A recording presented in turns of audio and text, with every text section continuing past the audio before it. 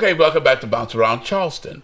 Lowcountry Weekends host and producer Wagner Bradley is here to take us on another fascinating trip to another historical house. Welcome to Bounce Around Charleston. Thank you. Okay, where are we going this week? We are going to the Heyward-Washington house, and what's interesting about this historic house is that one of the signers, well, 4 signers of the Declaration of Independence were from South Carolina, and one of the 4 actually called this home in Charleston. Wow. And where's the home located? Downtown. Downtown Charleston. Where most of the historic homes are located downtown. Okay, so take us there.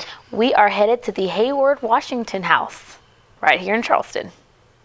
Welcome to Lowcountry Weekend. I am Wagner Bradley, and I'm at the Heyward-Washington house, and it was Charleston's first house museum open to the public.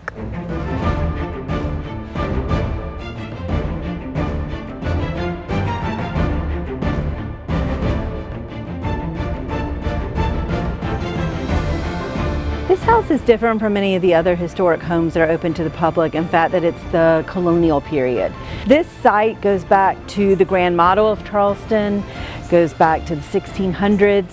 Daniel Heyward, a very prominent rice planter, bought the property in 1770 and built the house that stands here today. It dates about 1772, and it's a double Georgian home. Thomas Heyward was a signer of the Declaration of Independence. And we call it the Heyward-Washington house because Washington stayed here in 1791.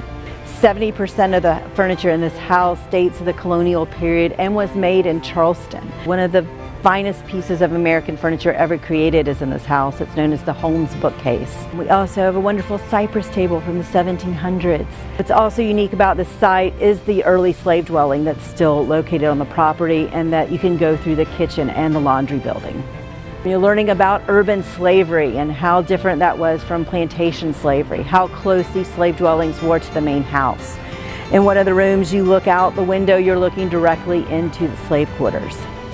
From the outside, it's still that very imposing brick Georgian structure, but when you go in, you're really delving into the colonial history of Charleston.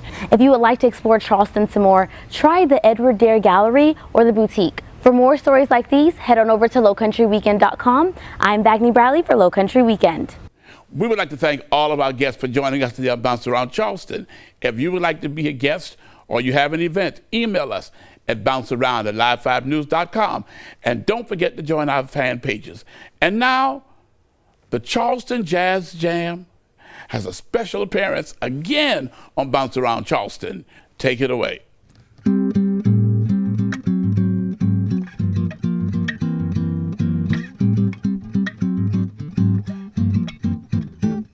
This is just a little samba built upon a single note. Other notes are bound to follow, but the root is still this note. Now this new note is a consequence of the one we've just been through, as I'm bound to be an unavoidable consequence of you.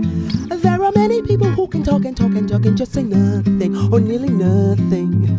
I have used up all the words I know, and at the end I've come to nothing, or nearly nothing. So I come back to my first note, as I must come back to you. I will pour into that one note all the love I feel for you. Anyone who wants the whole dough, re mi fa sol la ti do, he will find himself with no show. Better play the note you know.